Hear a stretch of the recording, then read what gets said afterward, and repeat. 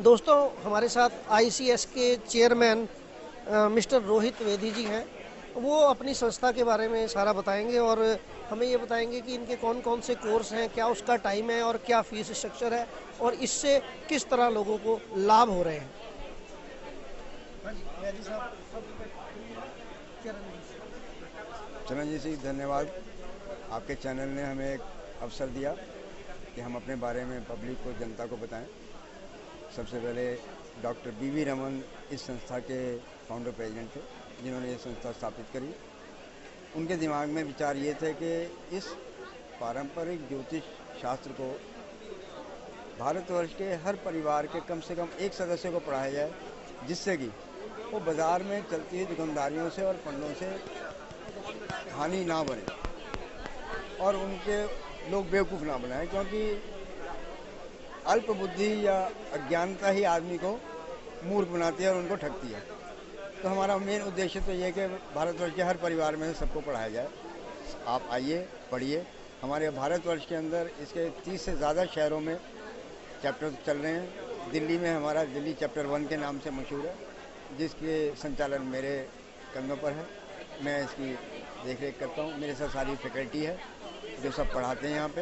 इसके अंदर 2 सेंटर आते हैं, एक करोल बाग में और एक कमला नगर में। इसकी 1 साल की फीस 6200 रुपये है। ये हमारा मिशनरी और चैरिटेबल ऑर्गेनाइजेशन है, जिसमें हमारी कोई कमाई का साधन नहीं है। ये सिर्फ उतना ही मात्र है जितने से हमारा खर्चा भी कई दफ़े नहीं चल पाता। उसके लिए भी हमें आप ही लोगों से डोनेशन देनी पड़ती है।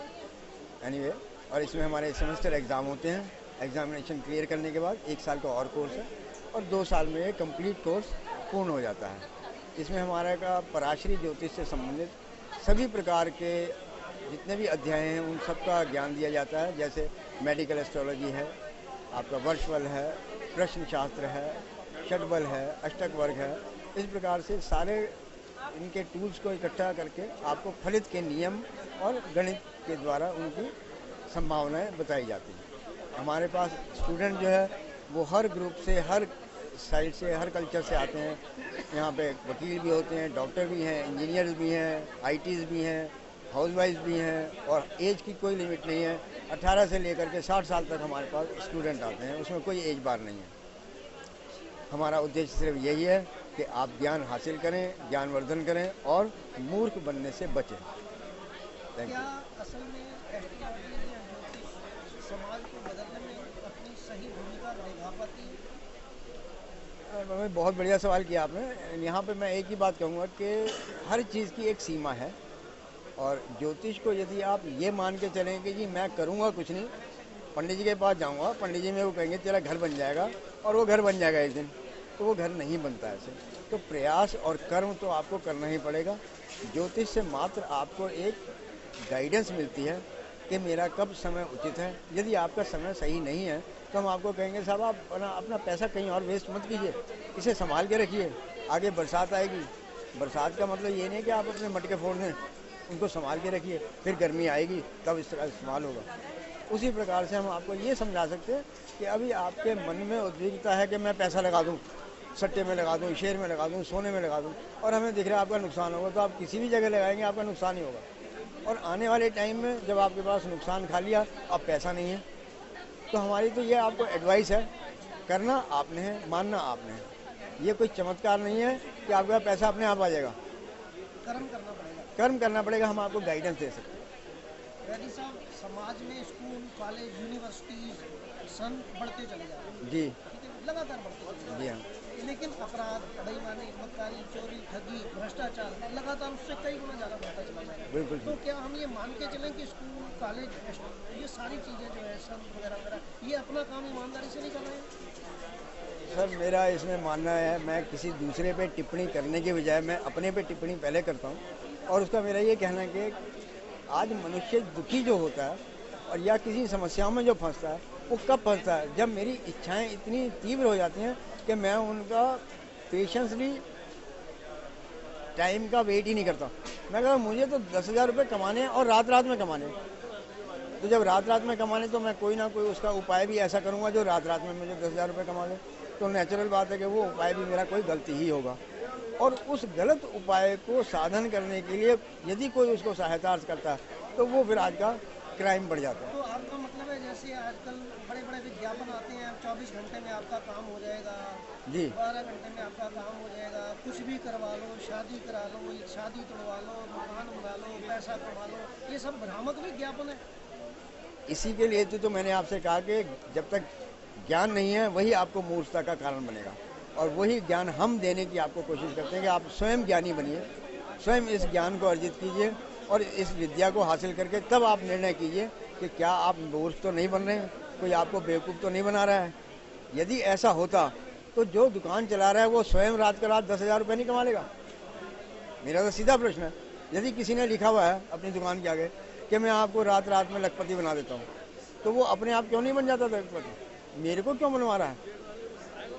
मैं ना उसका रिश्तेदार हूँ, ना उसका कोई पार्टनर हूँ, ना मेरा कोई लेना देना उससे। तो मेरा उद्धार करने के बजाय सबसे पहले वो अपना उद्धार करके लखपति बने ना। ऐसा तो कहीं नहीं होता। तो ये भ्रम फैलाया जा रहा है, इसी भ्रम को दूर करने के लिए हम यहाँ पे हैं। आप उस भ्रम का तोड़ बता। बिल्कुल बताते हैं, और हम कहते हैं कि इस प्रकार के लोगों के पास मत जाइए आप। मतलब वो फलाना बाबा वो सारे ये सब बिल्कुल बिल्कुल दुकानदारी अपनी चलाने की बात है, और यही हमारे डॉक्टर बीवी रमन ने कहा था कि मैं इसको एक एक घर में पहुंचाना चाहता हूं इस विद्या को, और वही हमारा एक भागीरथी प्रयास में रहते हैं। हम सब यहाँ पे जितने भी लोग हैं अपने अपने सब स्पेशलाइज हैं, कोई इंडस्ट्रिस्ट है, कोई डॉक्टर है, कोई इंजीनियर है, कोई इंडस्ट्रिस्ट है, कोई बिजनेसमैन है।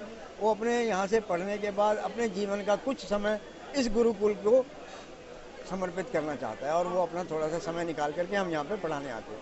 तो वैदी साहब, अंत में आप हमारे खास तौर पर यंग जनरेशन, जी। क्योंकि यंग पीपल को ही ज़्यादा परेशान किया जाता है, भ्रमों में डाला जाता है, और यंग पीपल ही हमारी आने वाली जनरेशन है, तो उसको बचने का कोई रास्ता बताइए कि वो कैसे बचे इन जंजालों से। मैं आज की यंग जनरेशन को सिर्फ एक ही संदेशा देना चाहता हूँ कि कोई भी चीज़ रातों रात नहीं होती। हर चीज़ के लिए आपको प्रयास परिश्रम करना ही पड़ेगा। आज यदि बीज बोया है तो फल तो उसका ऋतु आने पर ही होगा। यदि मैंने आज कोई फल बोया और मैं ये कहूँ कि कल इसमें फल निकल जाए, चाहे मैं उसमें पेड़ में कोई पंडित कहे इसमें दूध दिया करो, इसमें दीपक जलाया करो, कुछ नहीं होगा। फल तो ऋतु आने पर ही होगा, और उस ऋतु आने के तक आपको वो पेड़ वो पौधा सींचना ही पड़ेगा, रोज़ सुबह शाम उसमें पानी देना पड़ेगा। अर्थात आपको अपने जीवन में परिश्रम प्रयास करते ही रहना पड़ेगा।